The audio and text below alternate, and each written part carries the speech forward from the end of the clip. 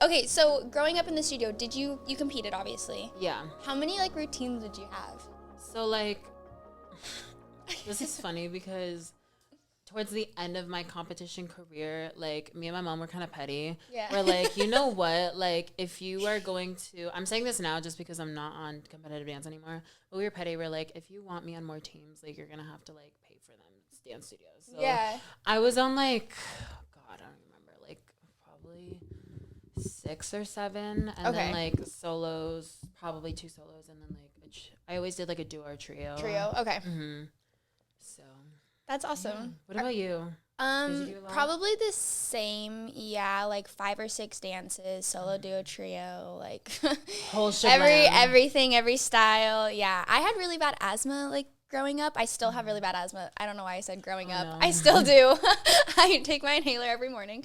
But yeah, I feel like it was really hard for me to dance because we'd have like so many quick changes, and then I'd like have an asthma attack. It'd be like a whole thing, but it helped me grow. My stamina's built now, so I'm good.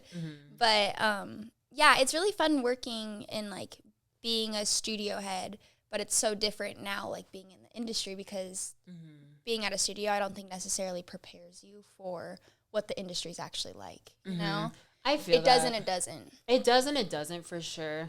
What I loved about where I grew up is that my studio kind of prepared me for that a little bit, just with like the type of dancing we did. We focused a lot on like musical theater and hip hop especially, but I'm more in the kind of musical theater lane, and I'm probably gonna go to New York next year. I want to be on Broadway so bad. I could literally so see bad. you doing that. Oh Thank my you. gosh. I've been training my voice, so I'm like getting ready. Okay, yeah. Do you for take that next step singing lessons and everything? every week? That's so cool. Do you want to sing something? Just kidding. No. Just kidding. No, you know thank when you. people are like, "Oh my gosh, you dance for me," and I'm like, "Bro, what? No." You're like, no. How about no? No, thank you. Yeah, but growing up in like competition dance, it's like it's so wild. I feel like it's so different now, but like back then it was like at a peak. Yes, I think because of Dance Moms as well. Absolutely, yeah. Did you ever compete against them? No, but I was on the like some of the season finales and beginnings or whatever. How with, fun! Like, Group. I love That's that. another story for another day.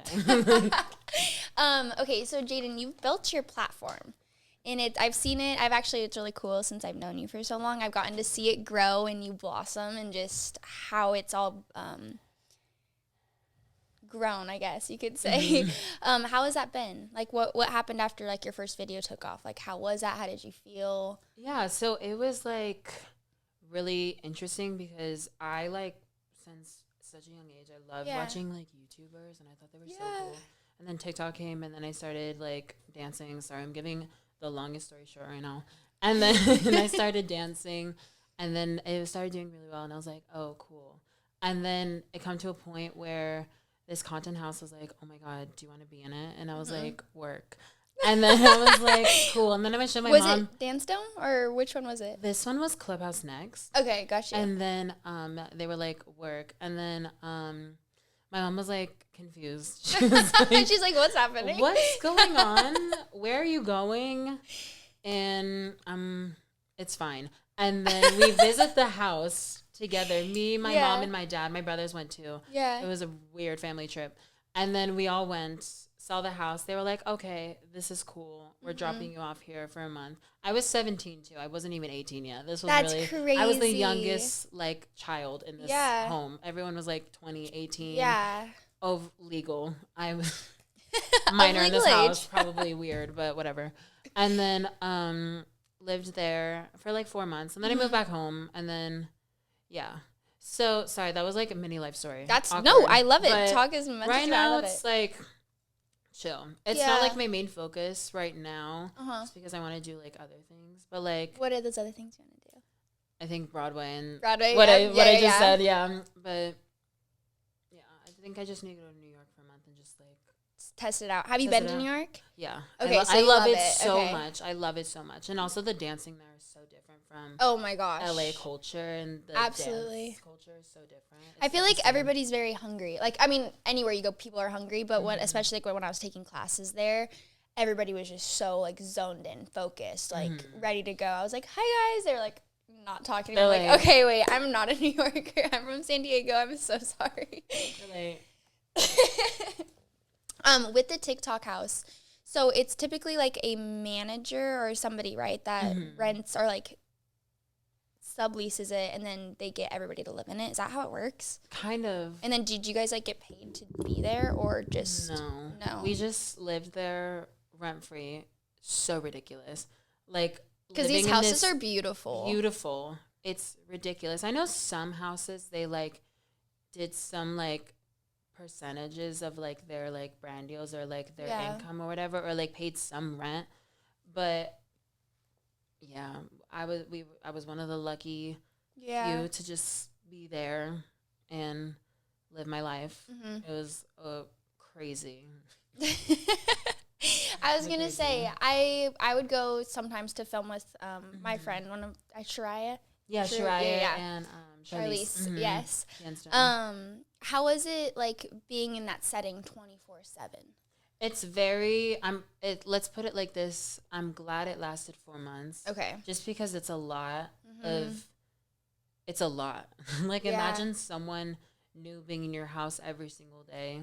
Yeah, never knowing who's coming over. Which is crazy because I lived in one where there wasn't a lot of strangers in it. Yeah. Kind of strangers, but like content people, creators. You know what I mean? Like our house wasn't really, like we always went to other people's. We never like hosted, but we hosted a couple of times. But like it's still like there's a lot of people living in this home. Yeah. I was like, this is wild. And I like shared a room with Michelle. Okay. Love her to death.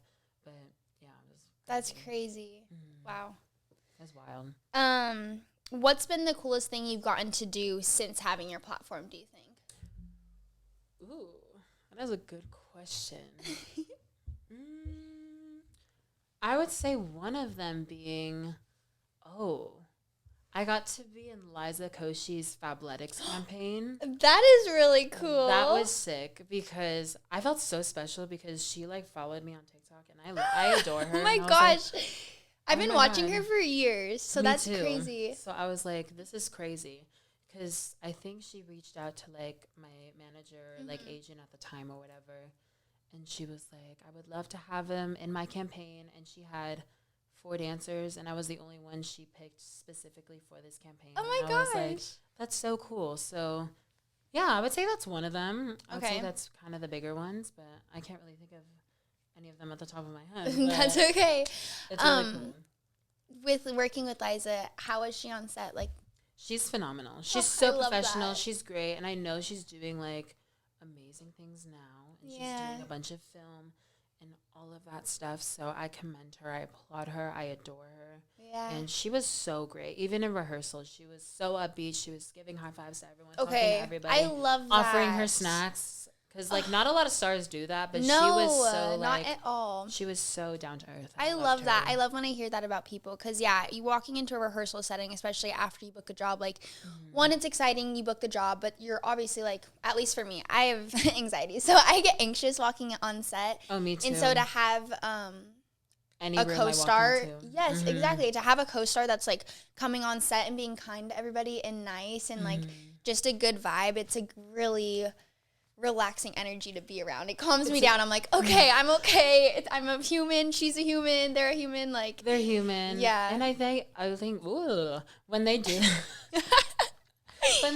like just like that stuff that you just said, it really warms my heart because just like growing up as a dancer in the industry, we know a lot of like, we're kind of often, no one talks about this. Dancers I push to the side all of the time. I've heard a lot of horror stories from my friends and just horrible things.